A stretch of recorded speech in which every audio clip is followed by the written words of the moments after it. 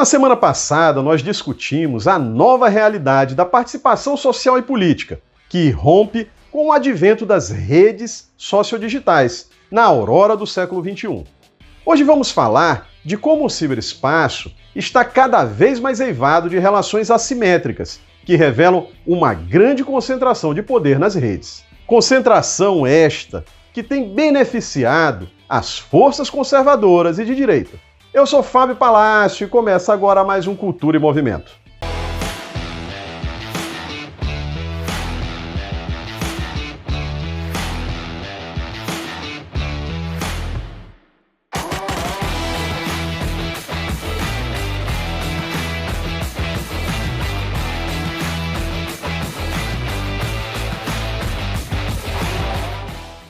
Podemos afirmar que, nas últimas 2 décadas, mais especialmente a partir do conjunto de sublevações conhecido como Primavera Árabe, a fórmula gramsciana da chamada hegemonia civil alcançou novo impulso com a incorporação das tecnologias de informação e comunicação, as chamadas TICs.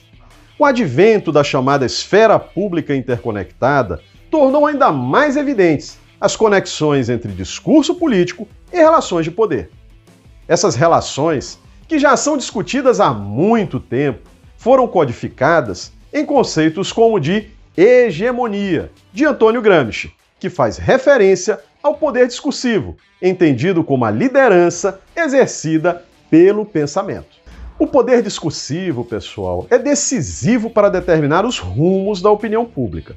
O abandono do poder discursivo conduz inevitavelmente à falência de um projeto político. Isso é o que vimos acontecer com a hegemonia da esquerda a partir de 2013. Ela começa a se desgastar antes no plano do discurso, que não conseguiu se renovar. O resultado foi a derrocada do ciclo de governos progressistas, Lula e Dilma, em 2016. Esse processo foi impulsionado pelas ações dos setores conservadores, que conseguiram se apropriar de forma bem-sucedida das novas ambiências sociodigitais. Ainda que sejam mais abertos e flexíveis, os ambientes virtuais não são imunes à concentração de poder que se verifica nos demais espaços da sociedade. Mesmo porque as redes não estão fora, nem acima, das relações sociais. Com o fim de uma primeira etapa do desenvolvimento da Web 2.0, uma etapa, digamos, experimental, o ciberespaço passou a ser colonizado por interesses comerciais e políticos, muitas vezes entrelaçados entre si. Com isso, logo ficou claro que as redes não eram tão horizontais ou simétricas como se costumava pensar. Claro que, quando qualquer um pode acessar uma gigantesca variedade de informações a baixíssimo custo, temos uma situação qualitativamente diversa do cenário anterior, em que esse acesso estava controlado pelos chamados gatekeepers. Não à toa, no último período se começou a falar em gatewatching, um novo modelo de noticiabilidade em que as audiências têm papel ativo na escolha e na construção das notícias, através da curadoria e da avaliação das informações fornecidas. Mesmo assim, pessoal, não se pode falar em um modelo simétrico. Afinal, se produzir conteúdos deixou de ser um problema, o mesmo não ocorre com a capacidade de ser ouvido ou de determinar quem pode ser ouvido. A questão é que hoje, na internet, poucos decidem e determinam, de forma algorítmica, aquilo que a maioria das pessoas vê em seus feeds. Ou seja, alguns poucos atores definem em que direção irão a maioria dos fluxos comunicacionais. Esse poder já estava colocado desde o advento dos mecanismos de busca, poderosos instrumentos de poder informacional. Grandes corporações multinacionais, como a Alphabet, a proprietária do Google, estabelecem, através dos mecanismos de busca, os critérios que determinarão a visibilidade relativa de conteúdos informacionais em todo o planeta. Quando pensamos nesse tipo de fenômeno, é fácil perceber que a mesma concentração de poder que já se havia revelado na mídia tradicional também se estabeleceu na internet, ainda que de formas novas. Ou seja, um pouco mais de canais não necessariamente representa uma mudança estrutural nas comunicações. À medida que se consolidou, a internet logo veio a se revelar um espaço repleto de relações de poder hierarquizadas e nada horizontais. A questão hoje é analisar e estabelecer as diferenças de organização entre um poder, digamos, ostensivo, organizado territorialmente, e um poder intangível, embora não menos efetivo, que se estabelece por meio de distribuições de atenção e prestígio em um espaço lógico. Para compreender onde está o poder nos espaços informacionais, é necessário, antes de tudo, entender sua arquitetura distribuída. Como explica o professor Sérgio Amadeu, esta pode ser definida como o conjunto dos protocolos e a topologia de uma rede. Protocolos são regras que definem como os dados serão organizados, transferidos, armazenados, enfim, definem todas as regras de comunicação entre os elementos que participam da rede.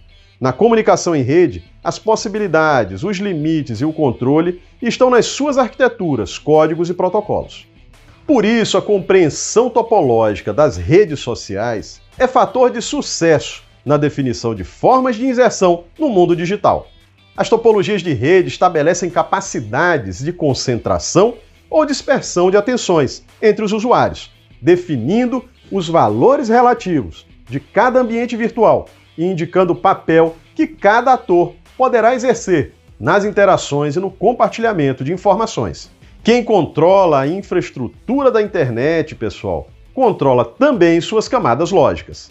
É o que podemos ver agora, na guerra da Ucrânia, quando inúmeras páginas e contas que mostravam o ponto de vista da Rússia foram cancelados ou tiveram seu alcance diminuído. Mas fatos semelhantes, ou seja, o uso da internet para finalidades de imposição de poder entre nações, já são conhecidos há muito tempo. Para citar um exemplo, a utilização da infraestrutura de redes sociais para fins de espionagem se tornou notória já há vários anos, através de documentos confidenciais divulgados pelo site Wikileaks. Esse tipo de uso das redes tem sido recorrentemente justificado pelo governo dos Estados Unidos como um mal necessário na luta contra o terrorismo. A efetiva realização do princípio da neutralidade na rede passa hoje pela regulamentação dos algoritmos. As controvérsias em torno dessa regulamentação mostram que a arquitetura da internet não é algo pacificado. Ao contrário, o funcionamento da rede encontra-se hoje em plena disputa. Foi o que podemos ver recentemente no Congresso Nacional, quando as chamadas Big Techs fizeram intensa pressão pela não aprovação do chamado PL das Fake News, relatado pelo deputado comunista Orlando Silva. Diante de tudo que vimos até aqui, pessoal, cabe uma rápida digressão. Quando a Web 2.0 surge, em meados dos anos 2000, muitos começaram a falar em uma nova política. Queriam dar a entender com o termo a ideia de que as novas condições infraestruturais do debate público resultariam, por si mesmas, numa política democrática e transformadora, em que todos teriam iguais possibilidades de ouvir e ser ouvidos. Essa expectativa se revelou falsa. Abandonados ao poder das corporações, os algoritmos fizeram com que as pessoas se refugiassem em suas próprias crenças, habilitando uma atitude monológica e novas formas de tribalismo. Ainda assim, eu penso que a internet trouxe, sim, uma nova política, mas não no sentido de uma política intrinsecamente transformadora. A internet trouxe uma nova política no sentido de novas relações de dominação e concentração de poder. A definição dessas novas relações de poder foi comandada, desde o início, por aqueles que tinham poder econômico e político, ou seja, pelas elites conservadoras. No próximo programa, vamos analisar mais detidamente como isso aconteceu, ou seja, como se deu o avanço das forças conservadoras e de direita sobre as ambiências virtuais. Se você gostou deste vídeo, não se esqueça de curtir, comentar e indicar às pessoas que, como você, têm interesse no tema. A gente se vê na próxima quinta-feira com mais um Cultura em Movimento.